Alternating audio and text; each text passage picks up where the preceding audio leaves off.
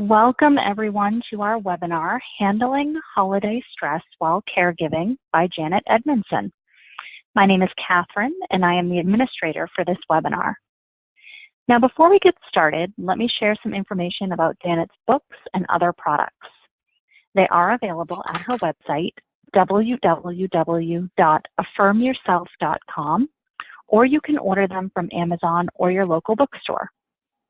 Now, Janet will be presenting the next webinar on Tuesday, March 6th. The topic will be minimizing caregiver fatigue. You'll receive the link to register in the follow-up email that you're going to get tomorrow from us.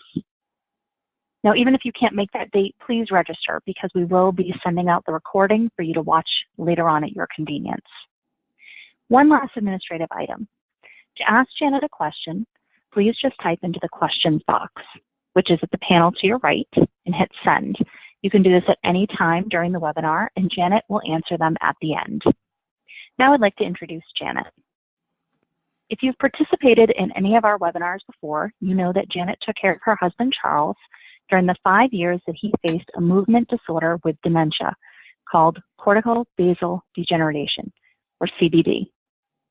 Janet has a master's degree from Georgia State University and is past chair of the board of directors for Cure PSP, has over 30 years experience in leadership within the healthcare promotion field. She currently resides in South Portland, Maine. Here's Janet. Thank you so much, Catherine, and thank you all for attending tonight. We're going to explore tonight how to handle stress through the holidays as a caregiver, and in the process, finding some meaning out of it. Donald E. Westlake, an American author, said, quote, "As we struggle with shopping lists and invitations, compounded by December's bad weather, it is good to be reminded that there are people in our lives who are worth this aggravation, and people to whom we are worth the same," end quote. So let's keep that in mind as we go through the webinar tonight. Let's not let holiday stress ruin our holidays and quality time with our family. Instead, let's savor and cherish the special moments of the season. So as the holidays approach, it can help to understand where our stress during holidays can come from. So can you relate to any of these? Not enough time. So, and then there's too much to do, right? Family relationships, some which can be difficult. Unrealistic expectations of wanting these holidays to be as wonderful as you always remember them. Financial concerns. This is the biggest source of stress for many during the holidays. And then you compound the added expense that you're already going through with caregiving and your loved one's disease, and it can really become a big concern. Then kind of subliminally, they're the media messages, which make us feel like we have to be perfect, have that perfect dinner table, perfect decorations, perfect parties, etc. And finally, here is grief and loss, which many of us are already facing with the losses that our loved one's disease is producing, or you might have lost another family member or friend over the last year or in the past. And that fact that they're not here can produce some grief and loss. And the stress of the holidays can then be felt in our body, our thoughts and feelings, and our behaviors. So have you experienced any of these red flags? Headaches, back and neck aches, digestive discomfort, clenched jaw, grinding teeth, change in appetite. Then there's the anxiety, worry, anger, lack of focus, sleep issues, moodiness, sadness, depression. And that's not even a complete list. So to be honest about myself, my stress shows up in my neck. I grind my teeth at night. I wake up in the middle of the night and then can't get back to sleep when I'm really stressed. And then I get really grouchy. So watch out for these, as they can let you know that you might need to take steps to reduce your stress. Again, they are red flags to watch for. How can it affect you? Stress can affect us by giving us the holiday blues. That's that punky feeling of sadness and depression. Potentially, it might cause us to eat or drink too much, might cause us to withdraw. Holiday blues can affect us in a number of ways. And the holiday stress as well. So if you're still working outside of the home, it could cause poor performance at work, maybe because you're exhausted or just unable to focus due to the stress. Experts say that stress makes us stupid. So when we're stressed, our brain can't focus and concentrate well. Bottom line is the holiday stress can just make us and keep us from being our best selves.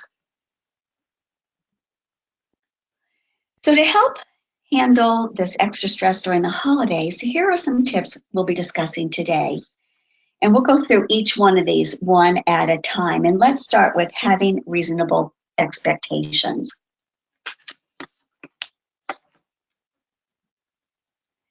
So I'm going to share my thoughts today using affirmations. If you're part of my tribe, if you've been following me at all, you know that I use a lot of affirmations, and I do send out weekly affirmations. And I am taking all of my thoughts here today and putting them into some affirmations. So the first one is, I am reasonable with my holiday expectations.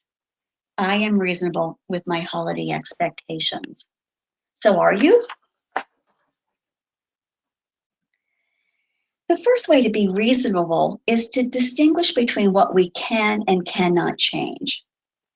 One thing I couldn't change during Charles's last Christmas, which is pictured above, was that he was going through a yelling and an aggravated stage. This was really hard, especially because we had family visiting, and I didn't always handle it well.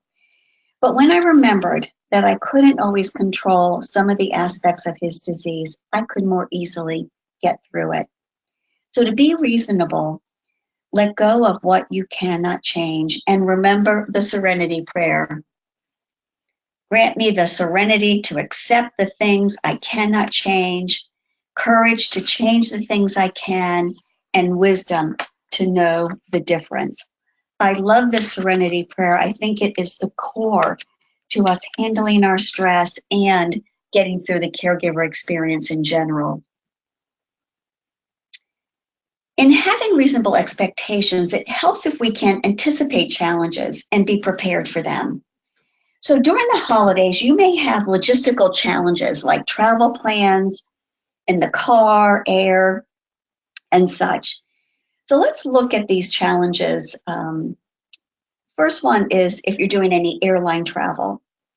So I needed to plan for the struggles of airplane travel. Now, this wasn't our last Christmas, but the one before that, I was still taking Charles to family. So for on one trip, we needed to use the condom catheter because it was just too hard to stuff the two of us in the small restroom on the airplane. It was just too big of a challenge. We had done it, but the stiffer he got. Charles had an atypical Parkinsonian disorder with cognitive issues as well. And so his body got very stiff. So this was very difficult.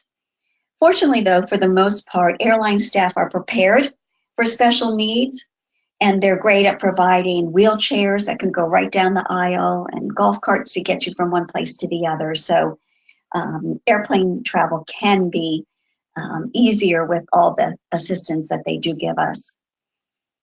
But, you know, car travel may not be that much easier. You may need to use your creativity to overcome some of the hurdles of car travel. For example, I needed to bring a cup or a urinal for those times when Charles was in a panic to use the bathroom. But the next one was going to be miles down the road. So we would stop and I would open the door as a barrier and have him just pee in the cup. Another problem may be keeping your loved one entertained during the trip to minimize behavioral issues. This became a problem for us with Charles as he just got fidgety and aggravated and agitated, I guess I'd say.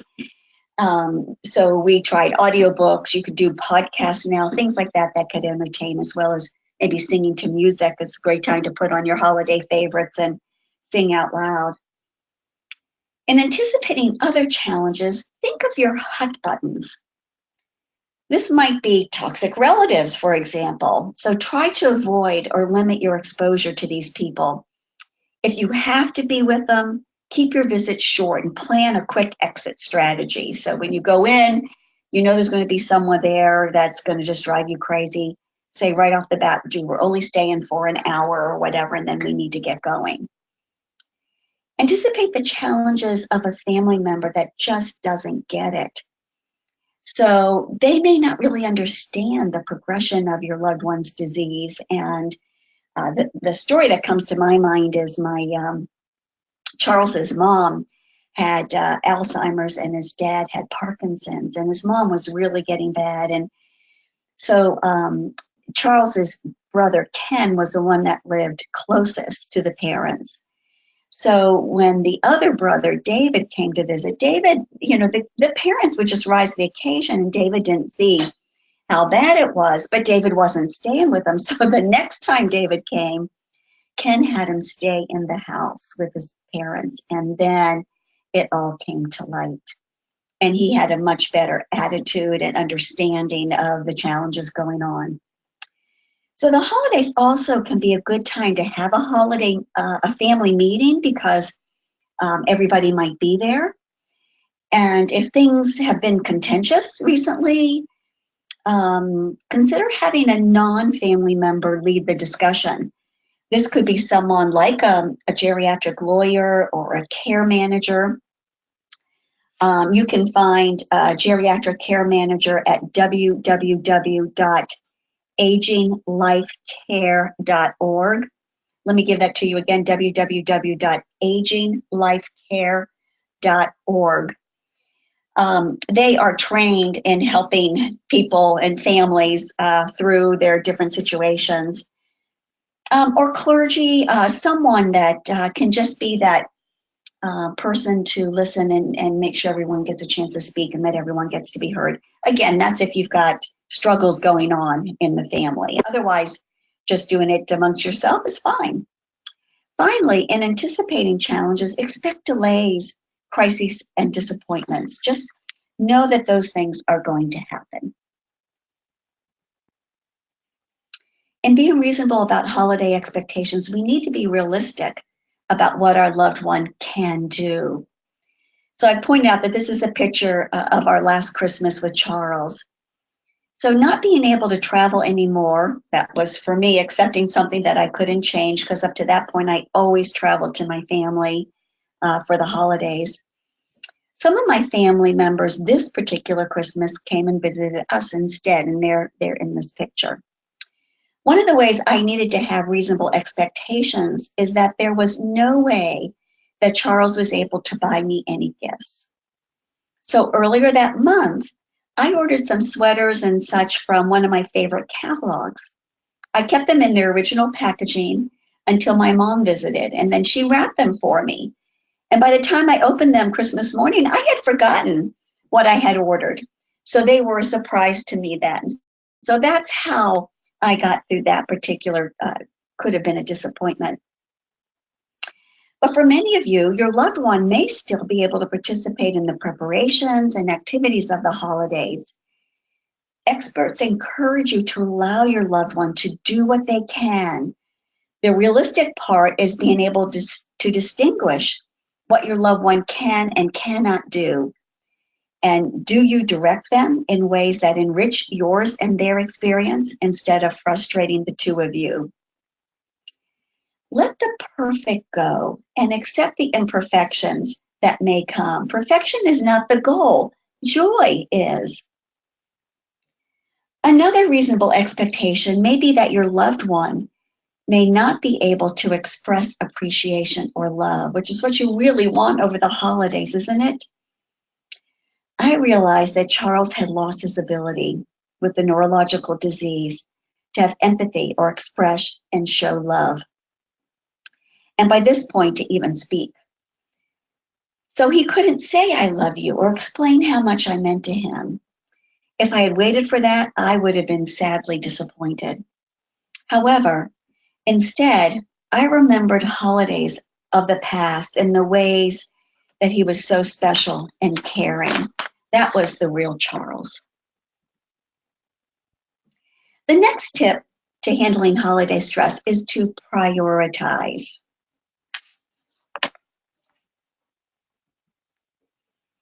My affirmation is, I prioritize to keep from taking on too much.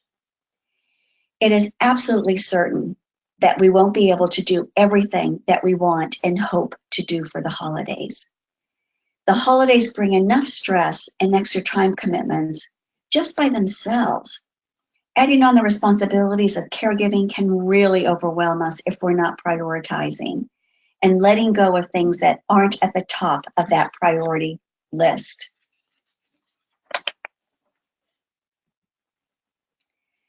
The best way to prioritize is to make a list of your to-dos and then rate each task as an A, B, or C level. So A being the most important. Then focus on the A-rated tasks. The hard part I find, though, is for many of us to give up the C-level tasks. While they are not important, they're usually the easiest to do, so we like to do them. Makes us feel like we're getting something done, but you know what? You're not getting the most important things done, and that's what's going to really stress you out. Also, you could flip this prioritization idea around and make a to-don't list. To-don't list. Put all of those least important tasks on it. And some of those might be things you typically do for the holidays that you just can't do. Then please don't feel guilty when you are not doing these things on your to-don't list. Life, while caregiving, has huge stresses. Guilt does not need to be one of them. One way to eliminate things on your to-don't list is to learn to say no. This is the most powerful skill to develop when trying to lighten your load. You might be surprised with the number of stressors you can eliminate if you learn to say no. Believe it or not, people will understand it if you can't do certain projects or attend certain holiday events. But if you're like me, you struggle with this. But when you feel pressured to do something on your to-don't list or to attend a holiday event that would be too stressful for you and or your loved one, just say no. You might practice a sentence you can use for just those times, like, thank you for inviting me, but I better not take on another activity right now. Let me say that again so those of you that struggle with this can write this down. Thank you for inviting me, but I better not take on another activity right now. Or maybe, I can't add another thing to my activities, but I'd love to do something with you when the holiday craziness is over. So more or less postponing. Another way to prioritize and take things off your to-don't list is to explore how you might simplify your holiday activities. Do you really need to bake all 4 types of cookies that you normally make? Do you need to have that many people for holiday dinner? Could you simplify the dinner to include just fewer items? Could you be okay with not putting up all of the holiday decorations? It's fine to set limits. For instance, with a holiday dinner at your house, maybe you give a start and a stop time. That will make it okay for people to exit at a decent time. And when it comes to simplifying gift shopping, while you might like to get something personal for the people on your list, just giving gift certificates this year would certainly be welcomed and understood. To make prioritization work, you might need to delegate some of the important tasks to others. Give yourself permission to share responsibilities. Some of us know we need help, but are just afraid to ask and communicate our needs. Most people, though, enjoy helping others. So the people that you would ask would probably be thrilled to help you. Start now to plan who could help and what they could do for you. People will be more helpful if you give them something specific to do. So make a list so that you have something to say when they ask. Could they run an errand? Could they cook a casserole? Could they help clean the house or set the table? Put up, or after the holidays, take down the holiday lights and decorations? Could they help you with some home repairs? Could they provide respite help so you, as soon after the holidays, so you can recoup? If anyone offers to help, resist the tendency to say, no, I'm okay, no, thank you. And instead, always, always, always, always say yes. And then tell them what they could, what kind of help you could use. However, I realize that there are occasionally self-absorbed friend and family members who will not follow through when you give them a task, or those who will just not agree to help in any way. Give it a try, ask them to help, but if you don't get any positive response and they're not following through, my advice is just let it go. Lean on those you know will be helpful. This is a picture of my nieces and my sister helping me with some stretches when they were visiting over the holidays. So, you know, these are things that you can, as an example, that you can get people to help you with and make your work a little bit less hectic.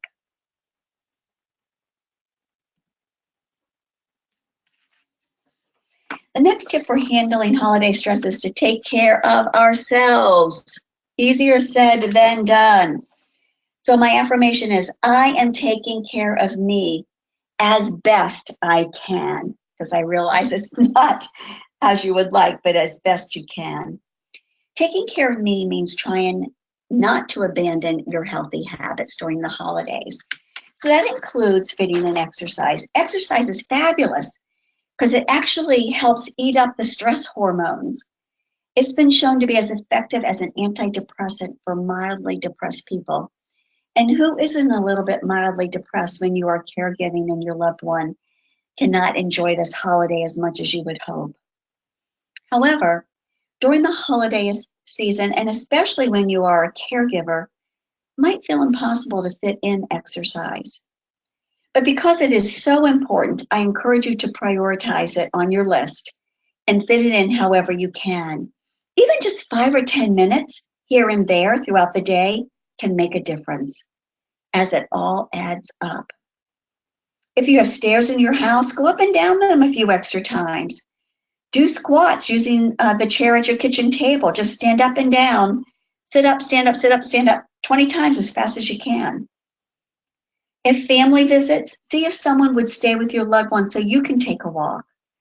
With the help of my family, we were able to put Charles in a wheelchair and wheel him up and down the street, getting our walk in.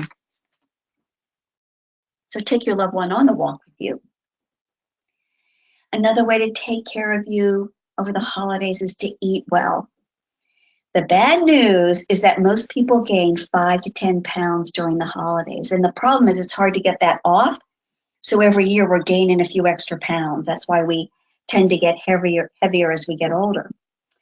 However, the holidays don't need to be a dietary free-for-all, even when we are stressed from our caregiving responsibilities and feel like, you know, we're due these extra indulgences.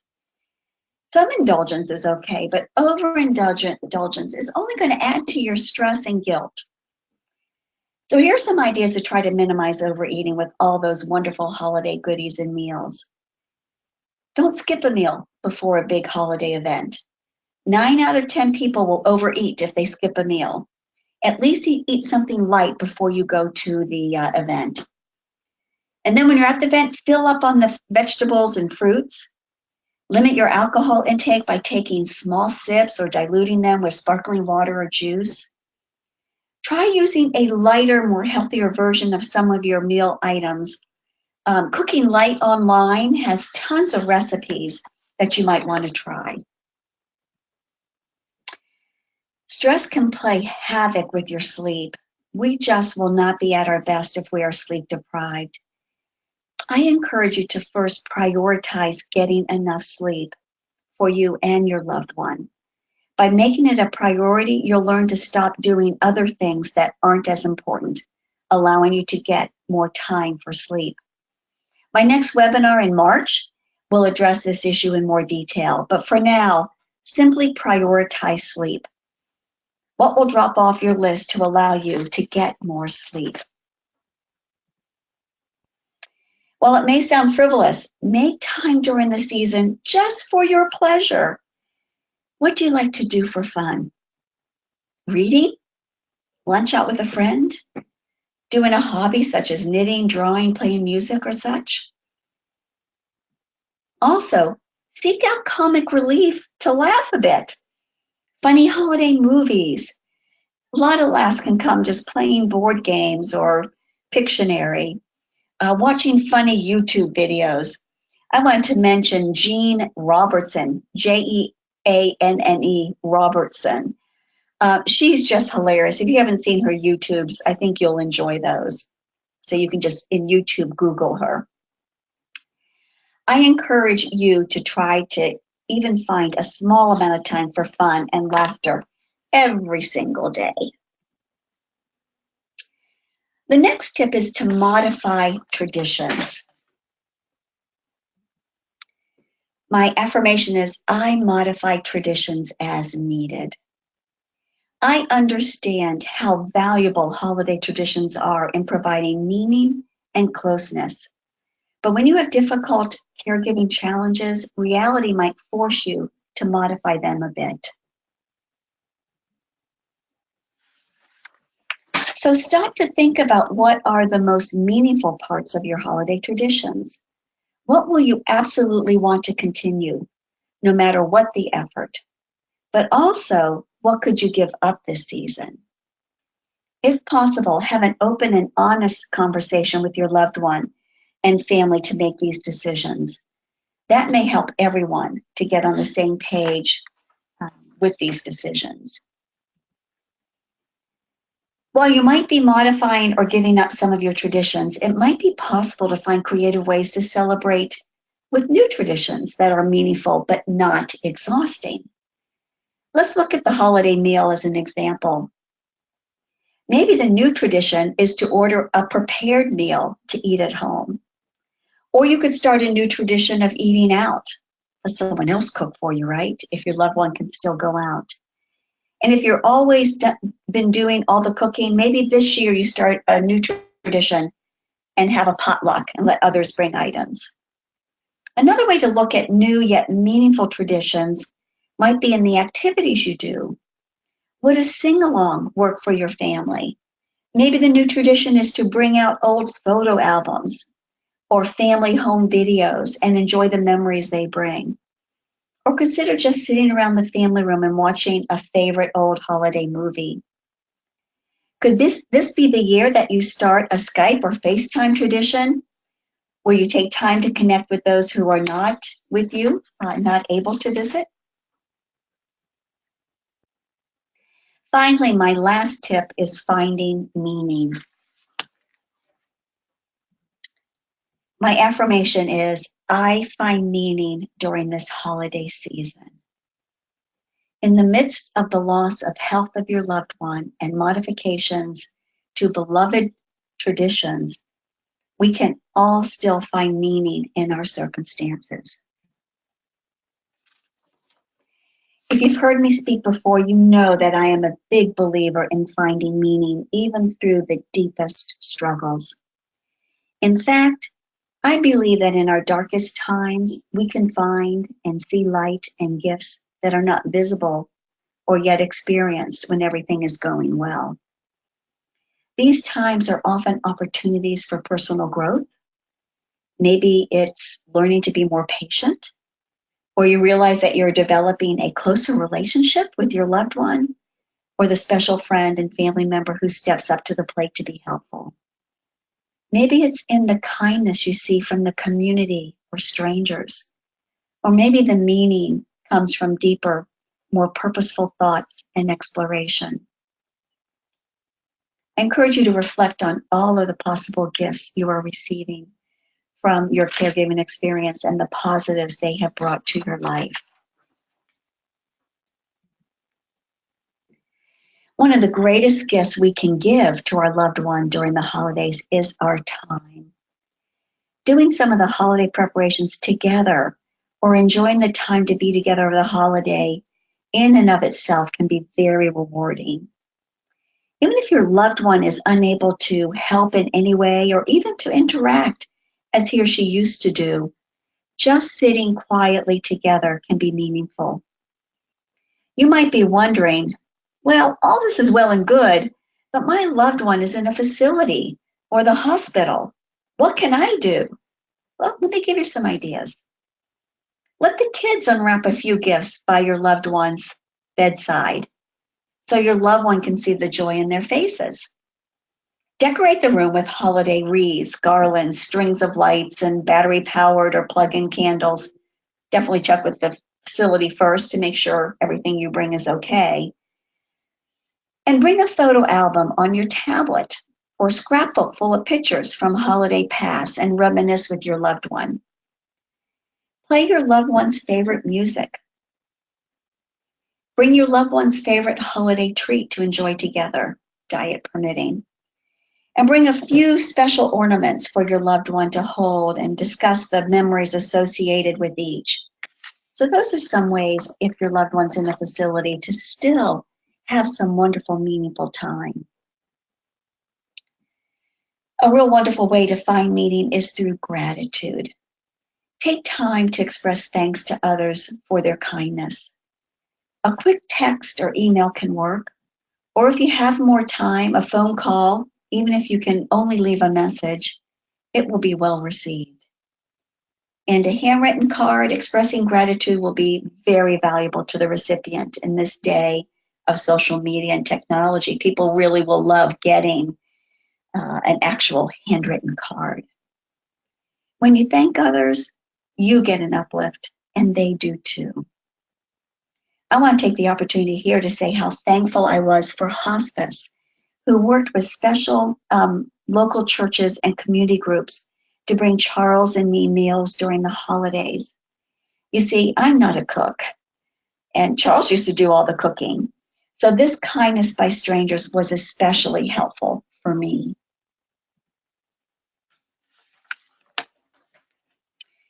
So we've discussed all of these tips to handle stress and ways to make this holiday meaningful in spite of the challenges. And while I wrap up one more item, please type your questions for me, and I'd love to hear ways that you've been handling your holiday stress or making your holidays more meaningful. So if you've got something that I've missed, please type that in the question box for us to share. Now I ask you to pick at least one of the tips that I mentioned for you to try. Make that your action plan from this webinar, and make it a ritual that you'll remind yourself to do regularly during this holiday season or every year when the holidays come around. And now, before I give you my final quote, I'd like to turn it back to Catherine to look at your comments and your questions and just to wrap up our time with you tonight. Catherine? Okay, so as Janet mentioned, to send us your questions, please type them into the question box, which you'll find to the right-hand side panel, and then just hit send. And while we wait for questions to come in, I just want to also remind you that Janet will be presenting the next webinar on Tuesday, March 6th. That topic is minimizing caregiver fatigue. And you will get the link to register for that in the follow-up email that you're going to get after this webinar.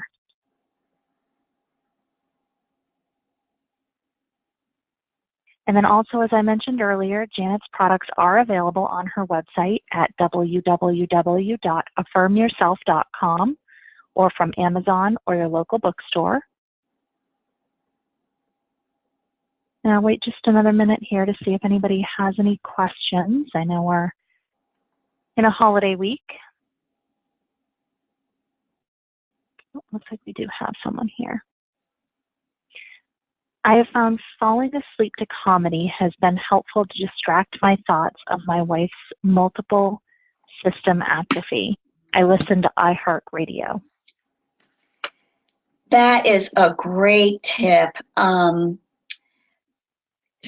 one of the things that we'll mention in the our next upcoming webinar on fatigue, and it's ways to get better sleep. And you hit it right on the button, and that's to distract yourself. And what better way to do that is with a comedy. So thank you for sharing that. That is fabulous. And I know that MSA, multiple system atrophy, is a very difficult disease. So my best wishes go to you and your family as you deal with that terrible disease. Thank you for sharing that.